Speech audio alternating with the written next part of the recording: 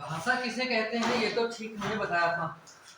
विचारों के आदान प्रदान के माध्यम को भाषा कहते हैं। इतनी तो बात ठीक है, ये जानना भी जरूरी है, भले ही परीक्षा में ना आए। नहीं मतलब कि हो सकता है कि ना आए, कोई जरूरी नहीं है, लेकिन फिलहाल में जानना ये बहुत जरूरी है, क्योंकि कहीं पर भी समान रूप से विषय भाषा किसी भाषा की बात आती है तो ये फिर प्रश्न बहुत महत्वपूर्ण हो जाता है कि फिर भाषा है तो भाषा क्या है, तो इसलिए मैंने बताया था। दूसरी बात, अपभ्रंश के बारे में मैंने बात की थी कि अपभ्रंश का मतलब होता है बिगड़ा हुआ। क्या मैंने कहा था? बिगड़ा हुआ। तो बिगड़ा हुआ का मतलब जैसे मैंने कहा था कि जो प्राकृत भाषा थी वो इतनी ज्यादा बिगड़ गई कि वह विभिन्न क्षेत्रों में विभिन्न नामों से जानी गई, जिसे बाद में विद्वानों ने अपभ्रंश नाम से अभिहित किया, मतलब पुकारा। एक अपभ्रंश का मतलब बिगड़ा हुआ। अब बात आती है उपभाषा, और उपभाषा को समझने से पहले हम समझेंगे बोली। तो बोली क्या है? तो बोली क्या है, कोई लोग बताओगे? पहले पिछली साल में बता रहे थे, बोली बताइए क्या है? हाँ यस, क्षेत्र में बोली भाषा को बोली कहते हैं, ठीक है। हाँ, और कोई बताएंगे? हाँ हाँ नहीं भाषा है, ठीक ठीक, छोटे से क्षेत्र में बोली जाने वाली भाषा, ऐसा का बोली। और कोई? बोली का दायरा सही। देखो दो बातें याद रखनी है, भाषा और बोली में डिफरेंट क्या है, बेसिक डिफरेंट लैंग्वेज एंड बोली। बोली का मतलब किसी, जैसे आपने कहा रीजनल, जो आपने कहा कि क्षेत्रीय, मैं उसको दूसरी तरह से कहूँ तो दो मैं इसमें मुख्य रूप से अंतर बताऊंगा। पहला जो अंतर है, भाषा का अपना एक निश्चित व्याकरण होता है। क्या होता है? व्याकरण। जैसे हिंदी है तो हिंदी का व्याकरण है, लेकिन बोलियों का कोई अपना निश्चित व्याकरण नहीं है। यदि बोलियों का व्याकरण निर्धारित हो जाए तो प्राय भाषा के दायरे में आ जाए। आप समझ रहे हैं? तो एक तो पहला मूल अंतर यह है भाषा और बोली में कि भाषा का एक निश्चित व्याकरण होता है, जबकि बोली का कोई निश्चित व्याकरण नहीं होता। निश्चित नहीं मतलब उसको अध्ययन किया जाए, बहुत कुछ चीजें बताई जाए तो हो सकता है, लेकिन फिर भी कितना भी अध्ययन किया जाए, कितना भी प्रयास किया जाए, बोली का व्याकरण निर्धारित करना बहुत मुश्किल है, क्योंकि वो इस तरह से बोली जाती है कि किसी भी शब्द पे कैसे कौन बोल लिया गया उसका व्याकरण नहीं बन पाता, निर्धारित करना मुश्किल है। तो इसीलिए बना नहीं उसका व्याकरण। व्याकरण बना नहीं तो पहला अंतर तो ये हो गया। दूसरा अंतर क्या है? भाषा एक बहुत विस्तृत बड़े क्षेत्र में बोली जाती है, जबकि बोली जो आपने कहा कि एक छोटे सीमित क्षेत्र में, ठीक है, ग्रामीण अंचलों में बोली जाती है। तो दो मूल रूप से अंतर आप समझिएगा। अब तीसरी बात जो है उपभाषा की, तो ये जो उपभाषा है ना, ये अब बोली और भाषा के बीच की कड़ी है। भाषा और बोली के बीच की कड़ी होने का मतलब है कि ना तो वो सही से बोली है विशेष रूप से, और ना ही वो भाषा बन पाई है, ठीक है, बल्कि ऐसे क्षेत्र जिसके अंतर्गत कई बोलियां हो सकती हैं। एक पूरा क्षेत्र लिया जाए, जैसे कि मान लिया सीतापुर ही हम ले लें, तो सीतापुर में भी मुझे ऐसा लगता है कि यदि सकरंग ब्लॉक की तरफ इधर जाओ, बेहटा की तरफ, तो यहाँ की जो बोली है उससे कुछ डिफरेंट लगेगा आपको। महोली साइड में कुछ डिफरेंट लगेगा, फर्क लगेगा। तो सीतापुर में ही फर्क है, लेकिन ये बोली सारी अवधी बोली है। कौन सी बोली है? अवधी बोली है। लेकिन इसी तरीके से एक बड़ा क्षेत्र हो और उस बड़े क्षेत्र में कई बोलियां आती, ठीक है, और सभी बोलियां लगभग मैच करती हो एक दूसरे से, अंतर हो लेकिन फिर भी, तो वो पूरा एक क्षेत्र जो है वो उपभाषा कहलाता है। तो किताबी भाषा में हम बोले जो किताब में लिखा गया है, तो भाषा और बोली के मध्य की कड़ी को उपभाषा कहते हैं, जिसके अंतर्गत अनेक बोलियां होती हैं। ठीक है, तो ये बात आपको समझ। अब वो चीज परिभाषा नहीं पूछेगा, लेकिन जानना जरूरी होता है कि भाषा और बोली में क्या अंतर है। अब मैंने कहा था कि पहले जो क्या कहते हैं अपभ्रंश है वो है सौरसेनी, इतना तो मैंने बात करी थी सर, ठीक है। और सौरसेनी से एक उपभाषा का जन्म होता है जिसको बोलते हैं पश्चिमी हिंदी। और दूसरी बात ये है कि इस पश्चिमी हिंदी के अंतर्गत अब बोलियां होंगी, ठीक। तो पहली बोली इसमें कौन सी होगी? खड़ी बोली। अब ये हमने लिख चुका था, मैंने कहा था कि खड़ी बोली जो है ये हिंदी की मानक बोली है। हिंदी की मानक बोली होने से तात्पर्य यह है कि जैसे हिंदी में कई बोलियां होंगी, लेकिन जब कहा जाएगा कि यह किताब हिंदी में लिखा है या वह व्यक्ति हिंदी में बोल रहा है, तो इसका मतलब कौन सी हिंदी की बोली हो सकती है, तो उसका मतलब खड़ी बोली होगी। कोई कुछ पूछ रहा था क्या?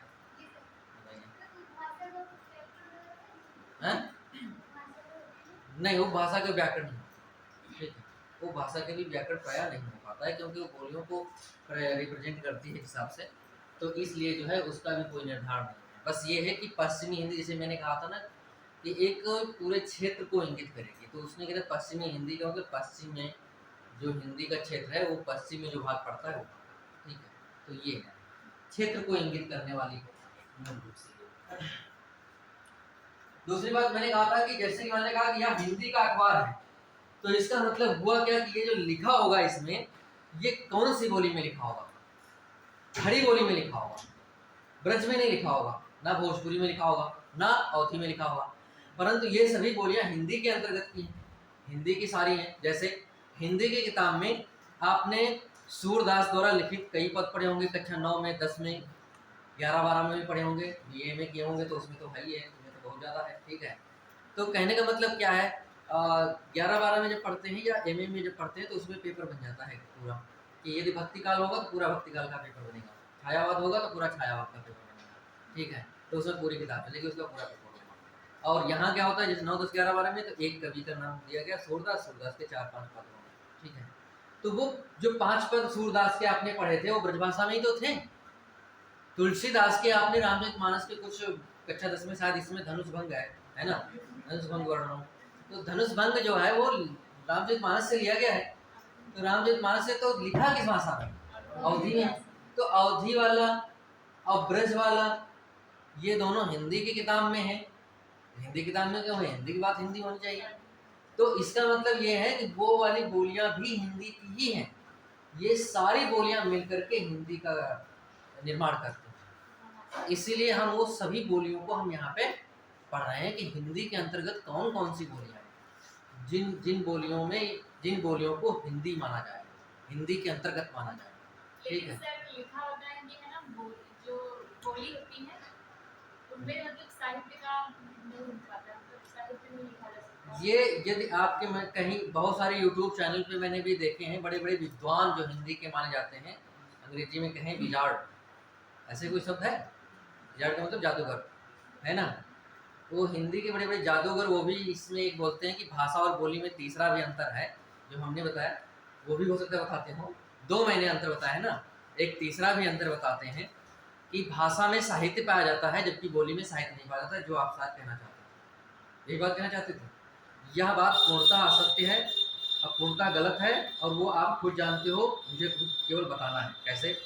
अभी मैंने 2 उदाहरण दिए, सूरदास ने सूर सागर में 1 लाख पद लिखे, जिनमें से वर्तमान समय में केवल 10,000 पद ही उपलब्ध हैं, और वो 10,000 पद ही सूरदास को वात्सल्य का सम्राट और दुनिया का सर्वश्रेष्ठ वात्सल्य रस का कवि घोषित करने के लिए पर्याप्त है।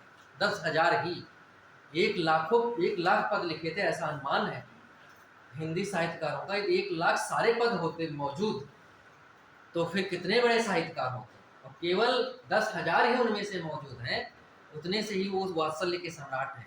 आचार्य हजारी प्रसाद द्विवेदी ने लिखा कि वो जैसे कि मानो कि वो वात्सल्य का कोना कोना झाँक आए, ठीक है। तो मेरे कहने का मतलब है कि ये साहित्य ही तो है, क्या सूर सागर साहित्य नहीं है? क्या साहित्य लहरी साहित्य नहीं है? अब अवधी भाषा की बात करते हैं। अवधि में क्या तुलसीदास ने रामायण नहीं लिखी, श्री रामचरितमानस? इसके अलावा भी बहुत सारे लिखे, नहीं लिखे? जानकी मंगल, पार्वती मंगल, वैराग्य संदीपनी जी। सर वो बोली में नहीं थी, इससे वो भाषा का तत्व है। किसे? अवधि को क्या है? वो भाषा। अवधि बोली है और मैं अभी लिखूंगा थोड़ी देर, ठीक है। ब्रज एक बोली है, उसको मैं लिख चुका था पिछले दिन, अभी थोड़े में लिखूंगा, ठीक है। ये दोनों बोलियां हैं। और यही नहीं, अभी मैथिली लिखूंगा, अभी मगही लिखूंगा। मैथिली के मैथिली कोकिल विद्यापति को कहते हैं। विद्यापति पदावली एमए में पूरी किताब चलती है, ठीक है। तो उसमें भी है, तो ये गलत है, यह पूर्णतः असत्य है। ये जो भ्रम है इससे आप दूर निकलिए। जो क्या कहते हैं कि किसी भी दशा में, यह तीसरा पॉइंट आपको याद नहीं रखना है, या तीसरे पॉइंट को ये कन्फर्म रूप से याद रखना है कि साहित्य बोली में भी होता है और बहुत ही क्या कहते हैं पर्याप्त मात्रा में होता है, कम नहीं। भाषा में भी साहित्य होता है और बोली में भी साहित्य होता है। तो आपको दोनों बातें, तीसरा पॉइंट डिफरेंट नहीं, तीसरा पॉइंट दोनों में समान है, ठीक है। तो इसको मैंने कहा था मानक बोली, ठीक। तो मानक बोली हिंदी है, खड़ी हिंदी की मानक बोली कौन सी है? खड़ी बोली। और मैंने ये कहा था कहाँ पे बोली जाती है?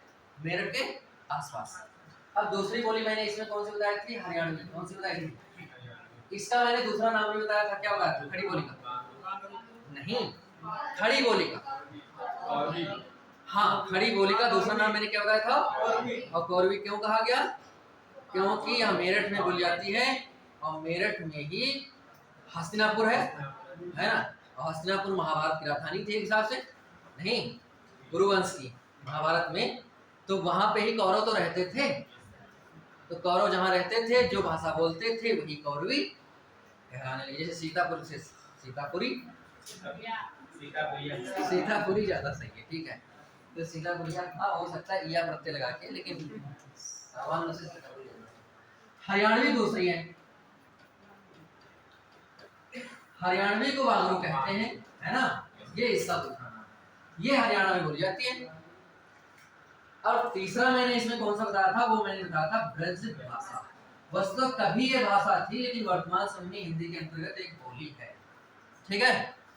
तो बोली एक तीसरी हो गई ब्रज भाषा।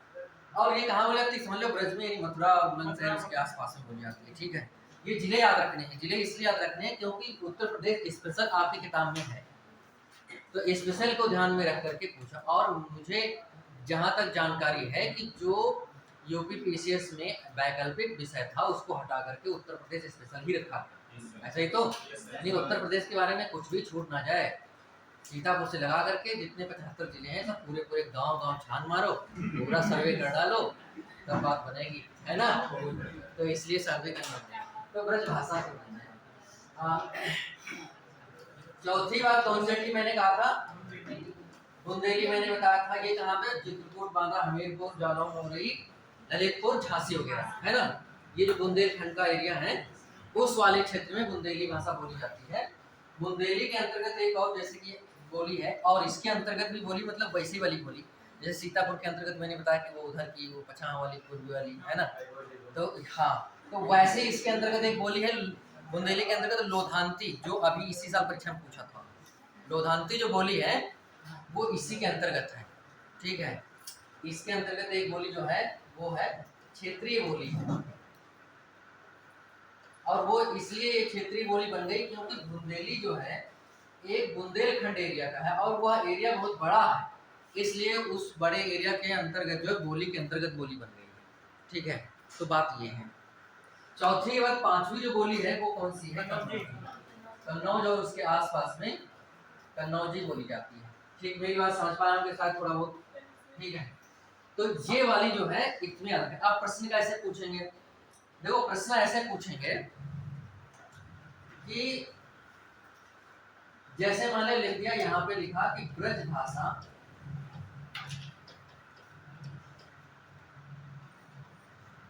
किस अपभ्रंश से उत्पन्न है या किस अपभ्रंश से संबंधित है।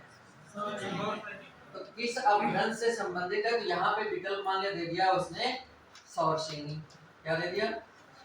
फिर दूसरे नंबर पे दे दिया जैसे कि मान लिया कि खस, या तीसरे नंबर पे दे दिया मान लिया कि यहाँ पे मागधी, चौथे नंबर पे मान लिया दे दिया अर्धमात्री, ठीक है। तो इनमें से है कौन से संबंधित दिए यहाँ पे। और सैनिक अब यही बात ये है कि ये अभ्रंश ना पूछे, अब कहे कि ब्रजभाषा किस उपभाषा से संबंधित है, तो उपभाषा में विकल्प फिर देगा, मान लिया कि पश्चिमी हिंदी, पूर्वी हिंदी, या फिर बिहारी, या फिर कुछ और भी लिख देगा, ठीक है। तो फिर क्या बताओगे, पश्चिमी हिंदी। तो ये चीजें याद रखनी है, इसलिए मैं ऐसा लिख रहा हूँ इस तरह से, ठीक है। तो ये आप ध्यान रखिएगा।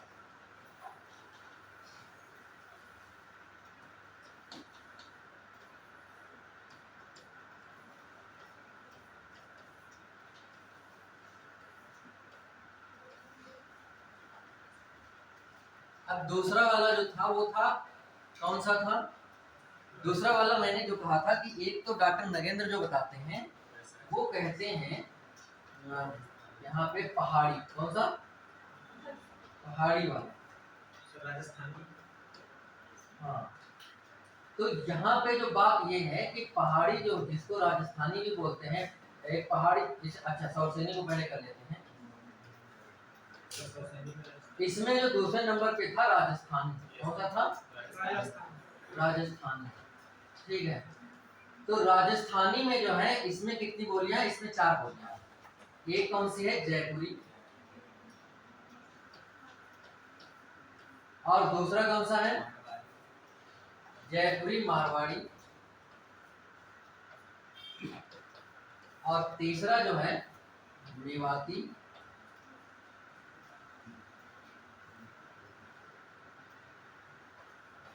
और चौथा जो है वो मालवी। अब ये 4 इसमें, और जयपुरी का एक दूसरा नाम भी है ढूंढाड़ी, क्या नाम है, यहाँ पे मैं लिख रहा हूँ जयपुरी का एक दूसरा नाम है ढूंढाड़ी। ड़ा वाली कहीं कहीं किताब में वैसा वाली बना रहता है, ऐसे ड़ा जो होता है, तो उसमें कोई दिक्कत नहीं है, ठीक है, ढूंढाड़ी। तो कहने का मतलब ये है कि जयपुरी का ही दूसरा नाम ढूंढाड़ी है। तो ये राजस्थानी वाला कौन सा ब्रज से है, ये भी इसी से है ना, ये भी इसी से है, ये दोनों इसी से, ठीक।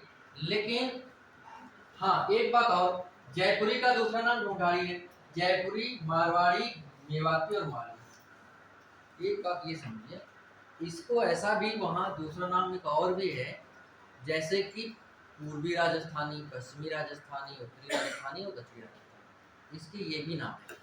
इसको कहते हैं पूर्वी राजस्थान, जयपुरी, क्योंकि जयपुर पूर्व में पड़ता है राजस्थान के पूर्व, ठीक है, राजस्थान जो स्टेट है उसका पूर्वी। मारवाड़ी इसको कहते हैं पश्चिमी राजस्थानी, मेवाती इसको क्या कहते हैं उत्तरी राजस्थानी, और मारवाड़ी मालवी इसको क्या कहते हैं दक्षिणी राजस्थानी। इसको याद करने का तरीका ये है कि इसको या तो इसी क्रम में बिल्कुल याद रखो, इसी क्रम में याद रखने का मतलब ये है कि जमा और बेमा, यानी कि माँ से पहले मारवाड़ी समझना है, इतना बात आपको ध्यान रखना है, मारवाड़ी, और दूसरा माँ से मेवाती मालवी समझना है, ठीक है, क्योंकि माँ 2 बार आया है। ऐसा करना क्यों है, और माँ को पहले मारवाड़ी समझेंगे, मालवी ये कैसे याद रखेंगे, देखो जो बड़े लोग होते हैं नेता, वो चलते हैं आगे, वो चलते क्या है, तो मारवाड़ी में 4 अक्षर है और मालवी में 3 ही अक्षर है। तो जो बड़ा वाला है, पहला वाला माँ और दूसरा वाला माँ, तो पहले वाले में बड़े वाले को समझना है मारवाड़ी, और दूसरे वाले में मालवी समझना है। मैं जो बोल रहा हूँ उसको समझ, और जा से जयपुरी समझ लेना है, और मैं से मेवाती समझ लेना है, इसमें कोई दिक्कत नहीं है। जयपुरी में पू आ रहा है और मेवाती में ता आ रहा है, ऐसे तो पूरा और उत्तर इसमें आ गया। क्या है, यदि जयपुरी में पू, हाँ मेवाती में ता, तो पूरा और उत्तर तो ऐसे ही हो गया। चलो ठीक है, वैसे भी याद करना कोई बात नहीं है, हम जो बता रहे हैं उसको ऐसे समझ लो कि जा से जयपुरी, माँ से मारवाड़ी, में से मेवाती और माँ से फिर मालवी, ठीक, ऐसे मैंने समझ लिया इस क्रम से, इसी क्रम से मैंने यहाँ भी लिखा है। फिर क्या है, जब हम दिशाएं गिनते हैं तो हम प्रायः इसी क्रम में गिनते हैं, पूर्व, पश्चिम, उत्तर, दक्षिण, यही तो क्रम प्रायः रहता है। तो इसको समझ लो कि पूर्व, पश्चिम, उत्तर, दक्षिण, नहीं हो गया, यानी कि जयपुरी पूर्वी राजस्थानी, मारवाड़ी पश्चिमी राजस्थानी, मेवाती उत्तरी राजस्थानी और मालवी दक्षिणी राजस्थानी। मेरे ख्याल से ऐसे भी याद कर सकते हो, अथवा कोई और भी सरल तरीका हो वैसे याद कर लेना, उसमें याद करना है, कोई दिक्कत नहीं इससे, ठीक है। और जो मैंने क्रम लिखा है इसमें पूरा पश्चिम उत्तर दक्षिण राजस्थानी जोड़ देना है, मतलब बस। तो राजस्थानी में इतने क्या कहते हैं बोलियां हैं। अब वही बात आ जाएगी, अभी जो बात हुई थी, ठीक है, वही वाली कि राजस्थानी का हिंदी से क्या मतलब है। राजस्थानी तो बड़ी दूर है, दूर जरूर है, लेकिन उसकी शैली उत्तर भारत से मैच करती है, इसलिए वो हिंदी के अंतर्गत रखी गई है। और आपने हिंदी के अंतर्गत इसको पढ़ा भी है। कैसे? आपने 9 या 10 में, या हो सकता है 11-12 में, वैसे 9-10 में मुझे याद आ रहा है, शायद 9 में था, मीराबाई के पद थे, ठीक है। और मीराबाई की जो भाषा है वो राजस्थानी है। उसमें राजस्थानी में मतलब पूरी राजस्थानी इसमें से कौन सी ये कह पाना मुश्किल थोड़ा, ठीक है। तो जहां पे आपको समझना है कि वो उनकी भाषा को राजस्थानी भाषा मानते हैं, तो आपने मीराबाई को हिंदी में ही तो पढ़ा है, तो राजस्थानी हिंदी के अंतर्गत की बात है। और इसलिए उनके लेसन, उनके पाठ को, उनके साहित्य को इसके अंतर्गत हिंदी में रखा जाता है। तो ये जो राजस्थानी वो भाषा की जो बोलियां हैं ये भी हिंदी के अंतर्गत आती है सभी, ठीक। अब दूसरा देखो, दूसरा कौन सा है, इसको मैं काटता हूँ। हाँ, मैं भी सोच रहा हूँ, तो मुझे इसकी और जरूरत है।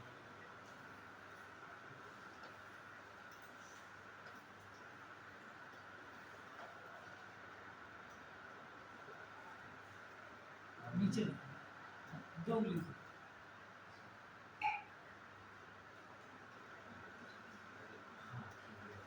अब दूसरे नंबर पे यहाँ पे जो दिक्कत थी वो ये थी कि दूसरा जो हमने बताया था पहाड़ी वाला मामला, वो डॉक्टर नगेंद्र कहते हैं कि जो पहाड़ी है, पहाड़ी वाली वो भाषा, ठीक है, वो सौरसेनी से ही उत्पन्न है, ठीक है। लेकिन डॉक्टर वासुदेव प्रसाद कहते हैं, और वो वाली किताब थीसिस के लिए महत्वपूर्ण मानी जाती है, ठीक है। तो डॉक्टर नगेंद्र की किताब है वो लेक्चरर के लिए महत्वपूर्ण मानी जाती है। लेक्चरर में जितने पेपर बनते हैं उसका आधार जो होता है वो डॉक्टर नगेंद्र की किताब होती है। लेकिन जो आपके पीसीएस की जो किताब है, पीसीएस का जो पेपर बनता है उसका आधार जो होता है वो डॉक्टर वासुदेव प्रसाद होता है। तो इसलिए डॉक्टर वासुदेव प्रसाद ने जो लिखा है वो कहा है कि जो खस नाम की एक अपभ्रंश है, उस अपभ्रंश से पहाड़ी उपभाषा का जन्म है। मेरी बात समझ पा रहे? और इस पर प्रभाव है सौरसेनी। इतना ये भी कह रहे हैं, डॉक्टर वासुदेव प्रसाद भी ये बात कह रहे हैं कि खस जो अपभ्रंश है, इस खस अपभ्रंश पे प्रभाव है सौरसेनी, लेकिन यह अलग है। प्रभाव होना और अलग होना दोनों अलग अलग बातें हो, इसलिए अलग है, तो हम इसको अलग कर ले रहे हैं, ठीक है। तो खस अपभ्रंश है और इससे निकलने वाली जो भाषा है वो है पहाड़ी, और पहाड़ी से जो बोलियां निकलती हैं वो है, पहली है कुमाऊनी और दूसरी है गढ़वाली, और तीसरी भी है एक इसमें नेपाली। कौन सी है? और इसको, इस पे हम चर्चा बाद में करेंगे, इसको आप ठीक। और अगला जो है तीसरे नंबर पे अपभ्रंश वो है मागधी। मागधी कौन सा है? मागधी अपभ्रंश से जो उपभाषा है वो है, उसका जन्म हुआ है बिहारी। बिहारी नाम की एक उपभाषा है, और उसका जन्म, जो बिहारी उपभाषा है उसका जन्म हुआ है मागधी से। मागधी जो महाजनपद का मगध है ना, उसी से बना है, मगध से ई प्रत्यय लगा के मागधी, मगध से संबंधित। मगध की राजधानी कहाँ थी? पटना। अच्छा, तो पटना के आसपास जो बोली जाए, तो इसका मतलब है कि इसमें 2-3 बातें हैं। पहला नंबर पे तो है भोजपुरी। कौन सा है? भोजपुरी। दूसरे नंबर पे इसमें जो है वो है मगही, और तीसरे नंबर पे इसमें जो है मैथिली। ठीक बात है? तो यहाँ पे एक बात आपको समझना है, मैथिली वाली बात और मगही वाली बात। हाँ, सर आपने बोली नहीं। हाँ, गलत बोली, मैथिली बोली ही।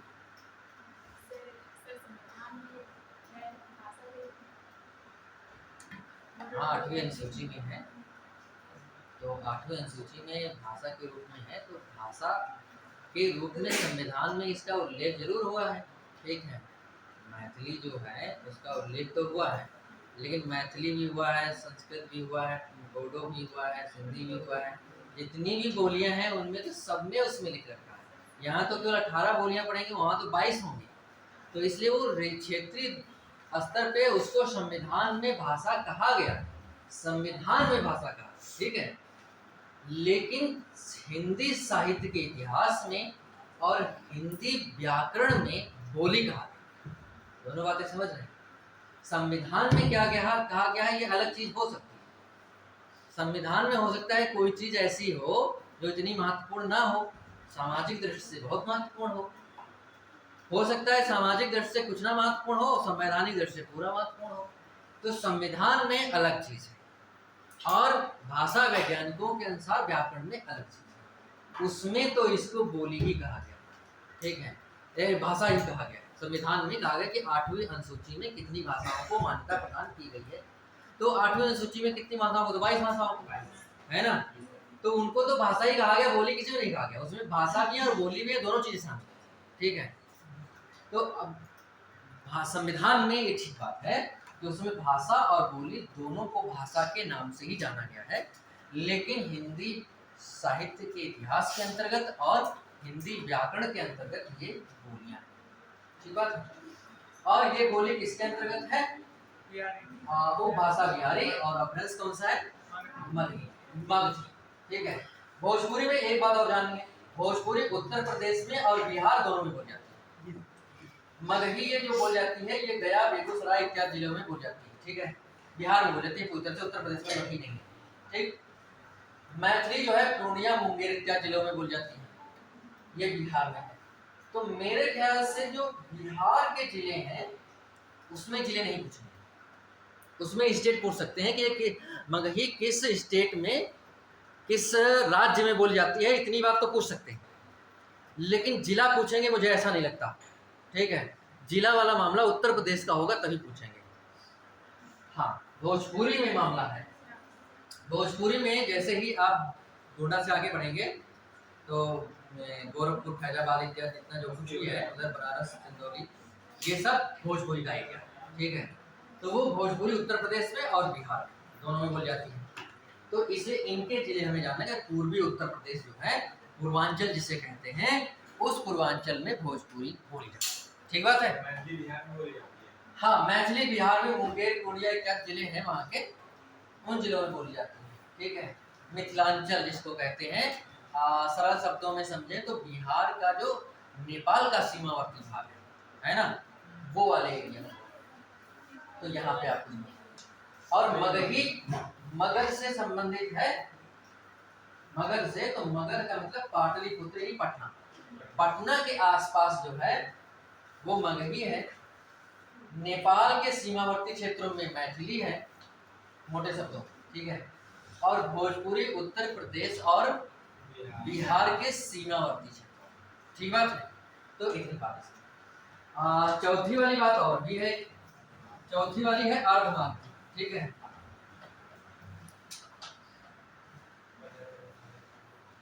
अर्धमागधी में देखो, अर्ध ऐसे भी मैंने लिखा है, वैसे ऐसे भी संस्कृत में लिखा जाता है। संस्कृत में ये सही है, ये तत्सम है और ये तत्भव है, लेकिन ज्यादातर किताब में ऐसे लिखा रहता है तो मैंने ऐसे लिख दिया है। ऐसे भी लिखोगे अर्ध को तो गलत नहीं। अर्धमागधी का, अर्धमागधी में कौन सा उपभाषा है, पूर्वी, ठीक है। इसमें बोलियों की चर्चा करें तो पहली बोली कौन सी है, अवधी है ना, अवधी। अवधी में दुनिया का सबसे लोकप्रिय ग्रंथ लिखा गया, श्री रामचरितमानस। रामायण नहीं, रामायण वाल्मीकि ने लिखा है, संस्कृत में। हिंदी में इन्होंने श्री रामचरितमानस लिखा है, ठीक है। तो रामचरितमानस इतना लोकप्रिय है कि दुनिया में कोई ग्रंथ इतना लोकप्रिय नहीं है। हाँ, धार्मिक ग्रंथ कुछ होते हैं जैसे बाइबल, कुरान इत्यादि, तो लेकिन इतने लोकप्रिय वो भी नहीं है जितना लोकप्रिय ये है, ठीक है। लोकप्रिय होने का तात्पर्य ये है कि धार्मिक क्या कहते हैं कि जन सामान्य से पूछा जाए तो शायद नहीं बता पाएगा कोई। और यह श्री रामचरितमानस समाज में इतना ज़्यादा लोकप्रिय है कि मुझे लग रहा है कि जो भारत में और खासतौर से हिंदी पट्टी में, हिंदी क्षेत्र में, उत्तर भारत में रहने वाला शायद ही कोई व्यक्ति होगा, चाहे जिस धर्म से संबंधित हो, जिसे इस भाषा में लिखे हुए ग्रंथ श्री रामचरितमानस की कोई न तो कोई चौपाई याद ना हो सकता है खाली याद हो, आधी याद हो, पूरी ना याद हो, लेकिन याद जरूर होगी उसको, चाहे वो ट्रैक्टर ट्राली पढ़े हो और चाहे जहाज पढ़े, ठीक है। अथवा कभी कभी पास पड़ोस में ये होता है कि अखंड पाठ होता है तो उसमें संपुट लगा होता है, और संपुट 24 घंटे में कम से कम बहुत सैकड़ों बार आता है, ठीक है। तो व्यक्ति सुन के, कभी कभी संपुट बहुत सरल होते हैं तो उसको सुन करके व्यक्ति याद कर लेते हैं, याद हो जाते हैं, ठीक है।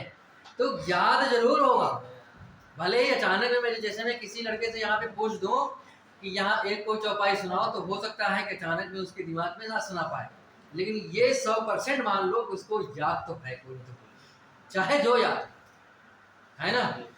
हो सकता है कहीं ट्रैक्टर ट्राली का याद हो सकता है, किसी घर मकान पे लिखा हो सकता है, कहीं किताब में पढ़ा हो, तो इतना ऐसा कोई ग्रंथ नहीं। लेकिन अभी यदि मैं ये श्रीमद् भगवत गीता का मैं श्लोक पूछ लूँ तो हो सकता है कि पढ़े होंगे, पाठ्यक्रम में भी पढ़े होंगे, ठीक है, लेकिन हो सकता है कुछ लोग ऐसे भी होंगे जिनको नहीं मालूम होगा, नहीं सुना पाएंगे, ठीक है, बहुत से लोग सुना भी लेंगे, ठीक है। और दूसरे धर्म वालों से पूछ लिया जाए कि श्रीमद् भगवत गीता का कोई श्लोक सुनाओ, तो बिल्कुल ना सुना पाएंगे। और लेकिन इसका पूछ लिया चौपाई सुनाओ तो उनको मालूम है, सुना भले ना पाए, उस समय तत्काल में याद ना पाए, तो ये इतना ज़्यादा लोकप्रिय। तो यहाँ पे इसको लोकप्रिय बनाने का काम तुलसीदास ने किया। दूसरा ये है, अवधि के बाद इसमें एक होता है बघेली। बघेली जो है ये मध्य प्रदेश में बोली जाती है, सीधी, सतना, रीवा इत्यादि जिलों में। वहाँ पे सीधी, सतना, रीवा इत्यादि जिलों में बघेली बोली जाती है। किसी भाषा को जानना है तो इस समय यूट्यूब पे बड़े कॉमेडियन चलते हैं, ठीक है। इसमें एक अविनाश तिवारी बहुत बड़े कॉमेडियन है, बघेली के, बघेली नाम आया तो मैं बता रहा हूँ उनका नाम, ठीक है। अन्यथा कोई यूट्यूब चैनल प्रमोट करने का कोई वो मेरा उद्देश्य नहीं है, ठीक है। तो वो बढ़िया कॉमेडियन है इसके, ठीक है। तो वो क्या कहते हैं कि बघेली में कॉमेडी करते हैं। तो आप यूट्यूब पे कोई भी भाषा देखते हैं, कोई भी बोली को सुन सकते हैं। तीसरा इसमें है छत्तीसगढ़ी। कौन सी है? छत्तीसगढ़ में छत्तीसगढ़ में बोली जाती है, तो आप जानते ही हो, इसमें कोई विशेष समझने की बात नहीं। दूसरी बात, जिले हमें पढ़ना नहीं है, जिले इसलिए नहीं पढ़ना है क्योंकि उत्तर प्रदेश का विषय नहीं है, जिले पूछना, ठीक है। तो यहाँ पे इतनी बात है। अब दूसरी बात ये है कि हमने हिंदी के अंतर्गत इतनी बोलियां पढ़ी हैं, खड़ी बोली, हरियाणवी, ब्रजभाषा, बुंदेली, कन्नौजी, जयपुरी, मारवाड़ी, मेवाती, मालवी, कुमाऊनी, गढ़वाली, नेपाली, भोजपुरी, मगही, मैथिली, अवधी, बघेली और छत्तीसगढ़ी की जो बोली है वो भी हिंदी से मैच करती है, इसलिए उसको भी हिंदी में रखा गया। जैसे मैंने पिछले दिनों भी कहा था कि जैसे हरियाणवी है, तो हरियाणा में सपना चौधरी के नाम सुने होंगे, तो उनके जो गाने हैं यहाँ बहुत प्रसिद्ध चलते हैं। क्यों चलते हैं? हम लोग सुनते क्यों हैं? मलयालम के गाने नहीं सुनते हैं क्योंकि वो नहीं आता है, और ये हिंदी से मैच है, हिंदी के अंतर्गत की बोली है, और जब हिंदी के अंतर्गत की बोली है तो बहुत सी सारी बातें हम समझेंगे, है ना, तो हम उसको समझ लेते हैं। कहा शब्द वही होता है लगभग में, बस उस शब्द को कहने का ढंग अलग होता है, तो इसलिए वो थोड़ा अलग बोली हो जाती है। तो अब पहला जो प्रश्न ये मैंने कैसे इसमें से प्रश्न पूछेंगे वो मैंने बताया था आपको अभी, कि किसी को पूछेगा कि मगही जो है या मैथिली जो है ये किस अपभ्रंश से उत्पन्न हुई है, तो मागधी से, या किस उपभाषा से उत्पन्न हुई है, तो बिहारी से, तो ऐसा आप बता पाएंगे, ठीक है। अवधि तो पूर्वी हिंदी से, मागधी अपभ्रंश तो अर्धमागधी, ठीक। इस तरह से प्रश्न पूछे तो आप बता पाएंगे। अब दूसरा जो प्रश्न है वो ये है कि हिंदी में कुल बोलियां कितनी है, यूपी में, यूपी दरोगा में और यूपी टेट में, ये प्रश्न पूछा जाता है। और यूपी पीसीएस में शायद मेरे ख्याल से नहीं पूछा गया है, लेकिन पूछा भी जा सकता है कि हिंदी में कुल बोलियां कितनी हैं, तो गिन लो। 18 बोलियां यहाँ पे लिखी गई, कितनी लिखी गई? आपको यही उत्तर देना है, आपको क्या है, यही उत्तर देना है।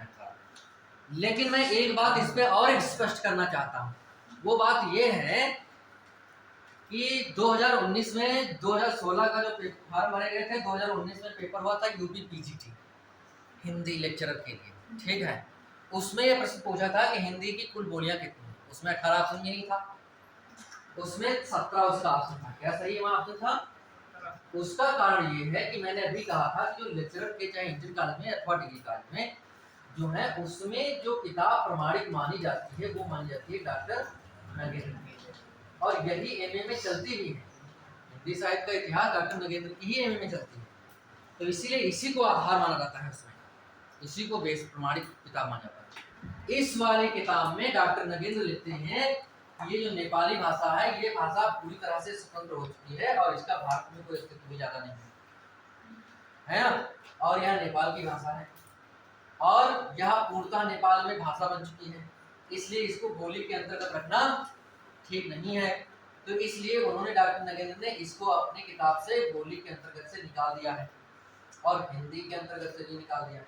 वो कहते हैं हिंदी में इसका कोई काम नहीं, इसलिए ये कम हो जाती है और 17 बन जाती है और उसमें ऑप्शन 17 माना जाएगा। लेकिन आपकी किताब में पहली बात तो 17 और 18 दोनों आएंगे नहीं ऑप्शन में। यदि आ भी जाए तो मेरा तो आपसे सुझाव ये है कि यही मानना है 18, ठीक है। 18 ही यूपी ने माना है, यूपी दरोगा ने माना है, यूपी टेट ने माना है, 18 ही माना है, तो आप 18 ही में बता रहा हूँ। और दूसरी बात ये है कि लेक्चरर वाले में डॉक्टर नगेंद्र की मानी जाती है किताब, तो वो उसमें माना जाएगा, ठीक है। लेक्चरर की यदि कोई टीजीटी पीजीटी में पेपर दीजिएगा तो उसमें 17 ही लगाइएगा, ठीक है। लेकिन अपनी परीक्षाओं में इधर जितनी भी यूपी टेट प्राइमरी वाली है और या फिर यूपीपी है या इस तरह से जितनी भी आपकी है यूपीपीसीएस में, उसमें वनडे एग्जाम में, ठीक है, तो उसमें क्या कहते हैं कि उसमें 18 ही लगाइए, ठीक। नेपाली सही, तो इतनी बात शायद समझ गए होंगे, नहीं समझ पाए, इतनी बात तो हो गई है। अब एक बात जो दूसरी है वो ये है कि ये इतनी बोलियां हिंदी की हैं, इन सब में कुछ भी लिखा जा रहा है तो वो सब हिंदी का माना जाएगा। क्या माना जाएगा? कुछ भी लिखा जा रहा है तो इसी में तो सब लिखा गया है भाई। हिंदी का साहित्य या तो खड़ी बोली में होगा, है कि नहीं है, या तो इनमें सब में होगा, या बुंदेली ब्रज में हरियाणवी में होगा, या फिर मैथिली में मैथिली कोकिल विद्या को तो कहते हैं मगही में होगा, या भोजपुरी में होगा, या अवधी में बघेली में, या इसी में तो होता है, तो इसी में ज्यादातर होता है। तो कहने का मेरे मतलब ये है ये सारी बोलियां हिंदी की हैं, इसमें कुछ भी लिखा गया वो हिंदी है। लेकिन अब बात ये है कि यदि मगही कोई बोल रहा है तो ये नहीं कहेंगे कि ये क्या बोल रहा है, हिंदी तो बोल रहा है, फिर भी बोली हम बताना जब पड़ेगा, भाषा बताना पड़ेगा, तो भाषा हम बताएंगे कि हिंदी में ही बोल रहा है। मगही में बोल रहा है तब भी हम कहेंगे हिंदी बोल रहा है, ठीक है। लेकिन जब बोली बात आएगी तब वो मैथिली या मगही या जो कुछ भी, ठीक। भाषा पूछा जा रहा है कौन सा है तो हिंदी है, लेकिन यदि भाषा नहीं सामान्य रूप से क्षेत्रीय कौन सा है या उसका मतलब बोली, तो बोली में फिर जो में से एक बात। दूसरी बात और है कि सामान्य रूप से जो आपसे कहा जाए कि आप हिंदी में लिखिए, हिंदी में बोलिए, तो फिर इसका मतलब अन्य कोई बोली नहीं। हिंदी में जैसे कि इंटरव्यू आपका लगा हिंदी में, हिंदी मीडियम में लिखा, तो हिंदी मीडियम में इंटरव्यू देने का मतलब ये नहीं कि जैसे हम लोग गाँव में बोले थे तो ऐसे बोलने पड़ जाएगी, हाँ पूछो का पूछिए आप, कहने का मतलब ये बात नहीं होगी, तो ये वाली बात नहीं होगी वहाँ पे। आपको तुम कहो कि ये तो हिंदी ये भी है, लेकिन हिंदी माध्यम होने का मतलब है, हिंदी में बात करने का मतलब ये है, हिंदी में लिखने का मतलब ये है कि उसकी मानक बोली, और मानक बोली कौन सी है? खड़ी बोली। तो मुझे खड़ी बोली बात करना है, जिस तरह से मैं इसमें बोल रहा हूँ या हम लोग सामान्य रूप से बात करें, गाँव में नहीं, आप यहाँ पे, ठीक है, एक ऑफिस एरिया, तो ये वाली बोली खड़ी बोली है। जैसे कि हिंदी मीडियम की किताब होती है तो किसमें लिखी होगी? खड़ी बोली। हिंदी के पत्र पत्रिका अखबार होते हैं तो किसमें लिखे होंगे? खड़ी बोली, ठीक है। तो ये आपको समझना। अब दूसरी बात यह है कि इतनी सब हिंदी की बातें हो गई, लेकिन जो हिंदी शब्द है वो भाषा में तो 2 जगह आया भी है यहाँ पे, ठीक है, और इसकी जो बोलियां हैं इसमें तो हिंदी नाम कहीं आया ही नहीं, और इतनी बड़ी भाषा है इसमें और हिंदी नाम कहीं आया नहीं है, तो फिर ये हिंदी कहाँ से आ गया? अब बात ये है ना, तो हमने हिंदी की बोलियां पढ़ी हैं, हिंदी की सारी बोलियां हैं, हिंदी में कुल 18 बोलियां हैं, ठीक है। अब मैं पढ़ूंगा हिंदी का नामकरण। ये मैंने कल साथ मैसेज आपको भेजा था, ठीक है। तो हिंदी नाम कैसे आया, क्योंकि हिंदी के 18 बोलियां मैंने पढ़ ली, उन बोलियों में से कहीं भी हिंदी नहीं है, हिंदी शब्द का जिक्र नहीं हुआ। तो ये हिंदी शब्द कहाँ से आया है, इसका मैं अध्ययन करने जा रहा हूँ, ठीक है। अब हेडिंग डाल लीजिए हिंदी का नामकरण। अभी तक पढ़ रहे थे हिंदी की बोलियां, अब दूसरी हेडिंग डाल लीजिए हिंदी का नामकरण। ये लिख क्या हो तो मैं इसको हटा दूँ।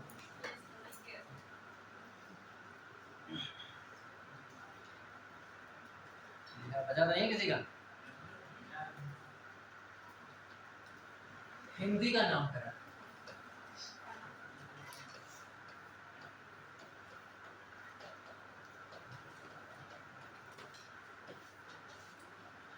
वस्तुतः देखो बात यह है कि हिंदी का नामकरण कैसे हुआ, इस पर विद्वानों में बहुत मतभेद है। और एक जो मत प्रचलित है वो मत प्रचलित है कि हिंदी शब्द ईरानियों ने रखा। किसने रखा? लेकिन बहुत से भारतीय ऐसे मनीषी चिंतक हैं जो कहते हैं कि विश्व गुरु हम थे और नामकरण हमारा कोई दूसरा करे, यह कैसे हो सकता है। तो उन्होंने बड़े तर्क दिए हैं, उनके भी तर्क अपने हिसाब सही है। लेकिन वर्तमान समय में जो मान्य तर्क है, जो मान्य सिद्धांत है, मैं उसको बता रहा हूँ। वो यही है कि जो हमारा भारत देश है कि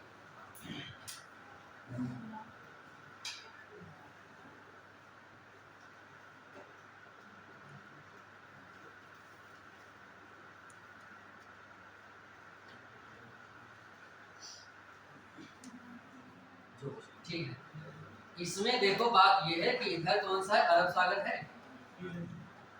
और इधर बंगाल की खाड़ी, इधर ये हिंद महासागर है, यहाँ पे थार का मरुस्थल है मेरे ख्याल से, और ये क्या है, हिमालय क्षेत्र है। और यहाँ पे एक चेमायुंग ग्लेशियर है, यहाँ से एक नदी निकलती है, उस नदी का नाम है सिंधु नदी। 2880 मेरे ख्याल से शायद उसकी लंबाई है, ठीक है। ये जो सिंधु नदी है, इस सिंधु नदी की कहानी बनेगी। सिंधु नदी बड़ी पवित्र नदी है प्राचीन शास्त्रों में, ठीक है। वैसे सबसे पवित्र नदी मानी गई है सरस्वती नदी, लेकिन वो विलुप्त नदी है। उसके बाद फिर गंगा नदी का बड़ा महत्व है, ठीक है। वो बात सिंधु नदी यहाँ पे करते हैं। सिंधु नदी जो है ना, अब बात यह है कि भारत एक बहुत ही समृद्धशाली देश था, सोने की चिड़िया। मैं समझता हूँ कि शायद एक मुहावरा होगा। मुहावरे से तात्पर्य यह है कि बहुत समृद्धशाली देश। समृद्धशाली का मतलब ये होता है कि जैसे कि मान लिया कि बहुत बड़ी हवेली खड़ी है, खाने को नहीं है, तो समृद्धता का क्या मतलब है।